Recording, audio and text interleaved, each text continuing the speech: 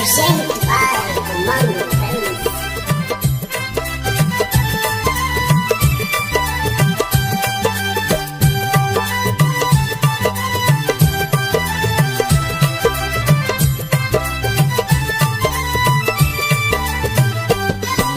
सुनो ध्यान से दुनिया वालों, मातृभूमि की है फरियाद। निषाद वंश की गाथा सुन लो, जिसकी रचना कही न जाए। मूल वंश है जो भारत के, आज हुए मजबूर लाचार। कभी ताज जिनके सर पे था, श्रृंगी ऋषि थे संत महान। श्रृंगबेर की पावन धरती, जहाँ पे जन्म लिए महाराज परमवीर गुहराज निषाद जी।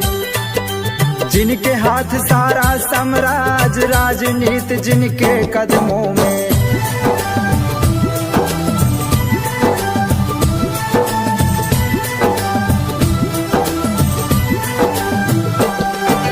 नगर अयोध्या के राजा थे राजा दशरथ जी महाराज। घोर युद्ध में मूर्छित पड़ गए, श्रृंगबेर के थे सरताज महाराज पृथ्वीराज निषाद जी।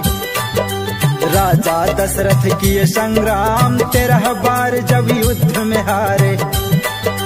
14वीं में रह समझाए दशरथ जी, अब संभल जाओ तुम, नहीं तो होगा घोर विनाश। वंश विहीन तुझे कर दूंगा, नहीं बचेगी तेरी शान। पौरुष तेरा खत्म करूंगा।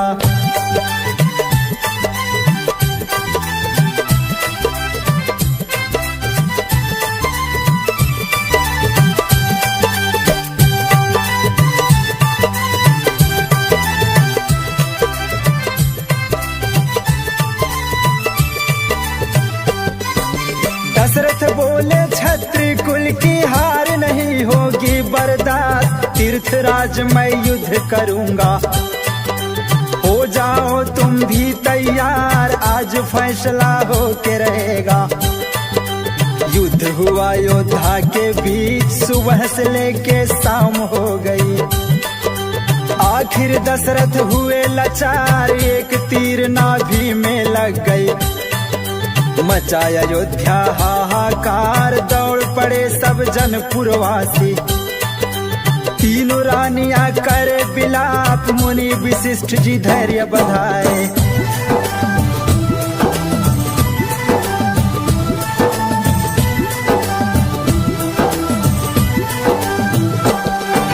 पहुंचे वैद्य शरण में जाई, हुआ तुरंत शुरू उपचार। प्राण बचा राजा दशरथ के, परंतु वैद्य बोले मुरझाए। एक बात बिगड़ गई राजन, तीर लगी नाभि के बीच। मूला चक्र सब नष्ट हो गया, कभी नहीं होंगे संतान। राजभोग सब खत्म हो गया, महाशोक में हुए नरेश। राजवंश अब कैसे चलेगा, मुनि सोच कर दिए सुझाव। शरण पहुंच गए श्रृंग ऋषि के।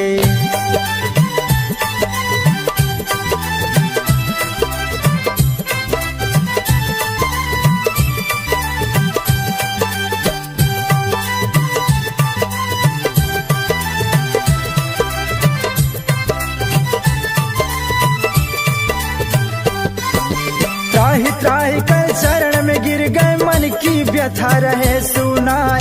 गुरुदेव कोई राह दिखा दो, बोले मुनि जी सोच विचार। कठिन तपस्या करनी होगी, तीनों रानियां करेंगी जाप। योग विधि से गर्भ मिलेगा, राजमहल से रहेंगी दूर। मेरी शरण में यस्र रहेगा, है सब कुछ अब तुम्हारे हाथ। कुल की लाज बचा लो स्वामी, करने लगी तब तीनों नार। 1.5 माह तक करके साधना,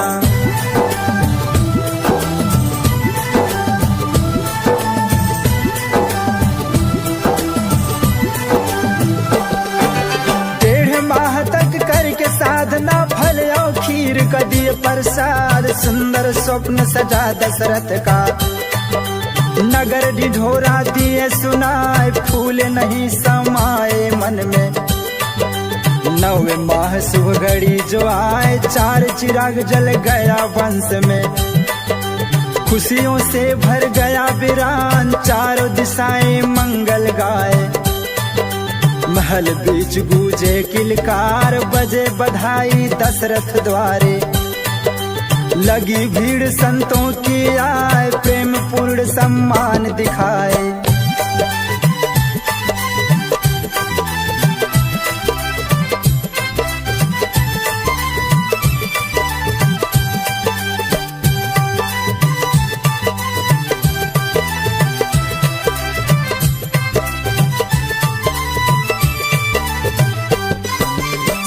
साधना साधु संत की गजब गजब के करे कमाल। राम लक्ष्मण भरत शत्रुघ्न फल और खीर के हैं परिणाम। अपने मन की नहीं सुनाते मानस ग्रंथ करता ये बयान। बड़े बड़े पंडित से जानो चाहे ज्ञानी हो विद्वान। सदियों के इस मर्म को जानो जिसने खोजा ये इतिहास। धन्य धन्य उस माँ का बेटा डॉक्टर संजय निषाद राज। नागर नंदलाल की रचना नागर नंदलाल।